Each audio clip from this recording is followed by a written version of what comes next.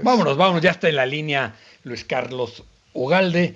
Como se sabe, él fue presidente de el IFE y actualmente es el director de Integralia Consultores.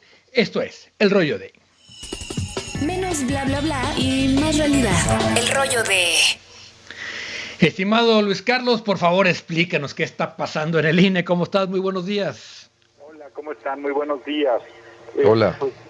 Primero, un comentario más allá de este tema de la encuesta. Yo creo que una encuesta no debe ser el criterio para saber si una propuesta de reforma constitucional es buena o es mala. Sí, totalmente de acuerdo. Claro. Que es el argumento de Morena y de López Obrador en la mañana. Entonces, eso es otra cosa. Si nosotros le preguntamos a la gente si quieren que quitemos impuestos, nos van a decir que sí. Y eso no significa que hay que eliminar el impuesto sobre la renta. Habiendo dicho lo anterior, quiero decir que el INE efectivamente hace esas encuestas. Me parece que ahí hubo un manejo incorrecto, torpe de cómo se difundió esta encuesta, y el gobierno y Morena lo están aprovechando sin duda. Pero es muy importante el tema de decir, claramente la propuesta de López Obrador trae cosas que todo el mundo va a aplaudir, pero depende cómo la preguntes para que la gente te responda de una u otra manera. A ver, la propuesta de reforma, y con eso me gustaría, Luis Carlos, que entráramos ya propiamente a la reforma, tiene cosas para la tribuna, es decir, que en realidad son para que sean aplaudidas por la tribuna, para aprovechar el momento político del presidente. Pero ¿cómo ves la reforma? ¿Qué cosas tienen sentido, cuáles no? ¿Y cuáles podrían pasar y cuáles no? Mira, ¿qué cosas sí tienen sentido? Me parece que la propuesta de voto electrónico sí tiene sentido y será muy positiva. Me parece que la idea de querer acotar el tamaño de los congresos locales hace sentido, como también el tamaño de algunos ayuntamientos que tienen muchos regidores, me parece que hace sentido. También creo que el tema de reducir el tamaño del Congreso Federal en el Senado a 96 es buena. Sí. La Cámara de Diputados lo proponen a 300, yo creo que en 400 estaría bien. Lo que me parece un desacierto es que quieran que todos sean plurinominales. Pero exactamente. O sea, ¿tú crees que con 300 electos directamente en cada distrito y 100 plurinominales se expresa el equilibrio que tiene el país actualmente? 400, pero serían 260 de mayoría y 140 de RP para mantener la proporcionalidad del sistema. O sea, habría que redistritar todo el país. Así es, y esto lo hace políticamente imposible, porque no vas a lograr políticamente que los partidos te acepten eso, pero estoy hablando de lo ideal, sería 400, pero la proporcionalidad del sistema es muy importante, por eso tienen que ser 260 de mayoría y 140 de representación proporcional. Por cierto, debo comentarles algo que me llamó mucho la atención. Hace una hora en la mañanera, el presidente dijo que su propuesta eliminaba los pluris, sí, porque eran achichincles, O sea, el presidente no sabe que su propuesta propone a que todos los diputados sean pluris. Sean pluris. Sí, lo comentamos hace un momento, es una especie de, justamente lo que propone la encuesta famosa es todo contra los pluris, y la reforma lo que es que propone es que haya solo plurinominales, ¿no? Pero son de estas cosas de contradicción que el presidente le tiene como muy sin cuidado, ¿no? Bueno, es que se ve que él no ha leído su propuesta y está diciendo algo diferente a lo que él mismo está proponiendo. Luis Carlos, ¿cómo estás? Buenos días. Gracias por estar con nosotros, Augusto Chacón. ¿De qué manera, se está haciendo un gran movimiento? Por todos lados brotan iniciativas para alertar respecto a los peligros que sí contiene la propuesta, que es cortoplacista, lo decíamos al inicio del programa, que atiende exclusivamente a cómo se puede mover la elección del 24, pero más allá de eso, ¿qué podemos hacer? Porque por un lado la reforma, si le preguntas a la gente sobre reforma, pues la reforma en México tiene siempre sinónimo de bueno, siempre parece sinónimo de bueno, ¿no? Aquello que se reforma luce bueno, pero ¿en qué debemos hacer énfasis? ¿En qué debemos hacer énfasis para evitar que la reforma se materialice? Así es, al menos los puntos negativos de la reforma. Mira, esto se tiene que primero explicar de forma empática, de forma pedagógica, porque las discusiones siguen siendo muy complejas y muy alejadas. Si tú le dices a la gente que el INE está bajo asedio, pues la gente habla bien del INE, pero tampoco se va a ir un domingo a marchar porque no le entiende bien que está en riesgo, es muy abstracto. Entonces, lo que tenemos que decir es exactamente qué significa que el INE quieran que sus consejeros se elijan por voto popular. Entonces, en ese tema, que me parece que es el tema más grave de toda la reforma, lo que se tiene que decir, mira, el presidente quiere que los consejeros sean personas que tengan 20 millones en la bolsa, que es lo que te cuesta hacer una campaña para consejero a nivel nacional. Quiere además que los consejeros tengan los contactos para que el gobierno o los partidos los nominen, porque así está la propuesta. Quiere que aquellos que obtengan más votos lleguen al... Tú quieres que un consejero sea una persona con dinero y contactos políticos para ejercer su cargo. Si tú lo explicas, me parece que la gente puede darse cuenta de la gravedad. O en términos futbolísticos sería, ¿a ti te gustaría que el árbitro de un partido fuera alguien que eligiera la porra?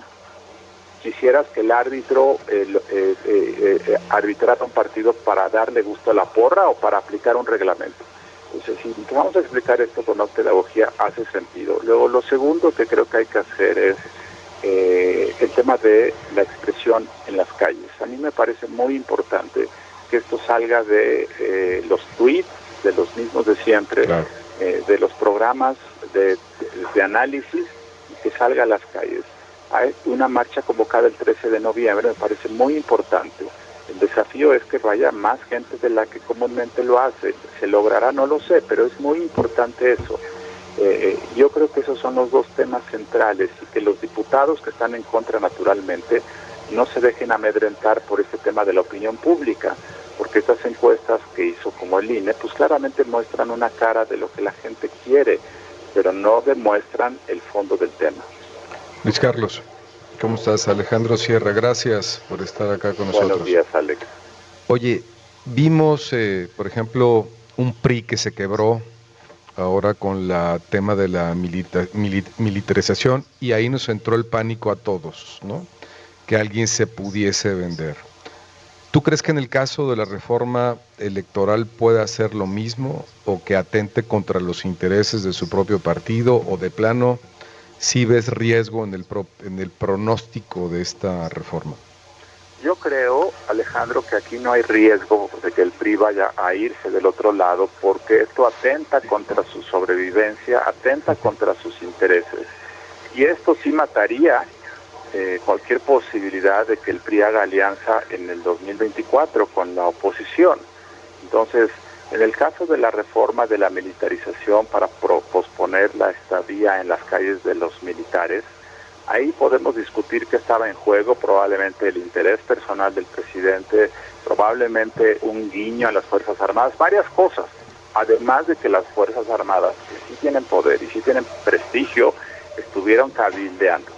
Aquí fuera del gobierno y en Morena no hay otro cabildeador. Dos, estás hablando de una institución del INE que tiene buena aceptación pública, y estás hablando de que pues aquí sí te das un balazo en el pie. Inclusive, yo creo que ni el Partido Verde ni el Partido del Trabajo quieren esta reforma, porque les quita dinero y les quita diputados y senadores. Entonces, yo aquí no veo que vaya a haber posibilidades de esto, por más y más que el gobierno amenace. Claro. Dicho de otra manera, es como si te vas de juerga, te regaña tu pareja al otro día, pues te vas a portar bien una temporada. Aquí lo mismo con el PRI, si aquí vuelve a fallar, se rompe definitivamente, y el PRI solo en 2024 desaparece. Entonces, creo que el interés estratégico es claro, y no, por eso creo que van a ir juntos en la oposición. Sí, digamos, el tamaño de la amenaza tendría que ser demasiada para preferir el suicidio antes que ir al caldazo, ¿no? Pero me parece que sí, es difícil que, por lo menos en los números iniciales, que el PRI vaya con la reforma. Ahora, los tiempos, ¿cómo los ves? ¿Cuál es el límite para que se apruebe una reforma? Bueno, el límite legal para una reforma para una reforma electoral es ¿sí? Mayo del próximo año. Pero okay, yo creo que políticamente hablando, es mi intuición, Morena lo quiere subir a voto en noviembre. y lo quiere subir porque aunque no tenga los votos, creo que Morena lo que está haciendo de esto, igual que López Obrador, es propaganda política. Sí. Entonces esto lo usan para señalar que el INE es corrupto, decir que quieren ya hacer el fraude de 2024, entonces van a usar el rechazo para hacer propaganda, para recortarle dinero al INE para 2023, el voto del presupuesto pues tiene que ser a fines de noviembre, entonces van a decir, mira, yo quería reducir el presupuesto, quería reducir los diputados y no me dejaron, pues ahora el INE va a pagar por esos pecados. Entonces yo creo que lo van a hacer en noviembre, es mi intuición, y que después lo que puede ocurrir es que quieran hacer algunas reformas legales no trascendentes. Ya han estado haciendo una para regular la reelección, otra para disminuir los montos máximos de descuentos a los partidos para que paguen sus multas. 2, 3 de esas se pueden hacer, pero no son relevantes en el fondo. Perfecto. Luis Carlos, muchísimas gracias, como siempre, por estos minutos para hacer las cosas. Un abrazo. Con todo gusto. Muy buenos días. Gracias, Un abrazo. Luis. Luis Carlos Ugalde, expresidente del IFE y director de Integralia Consultores.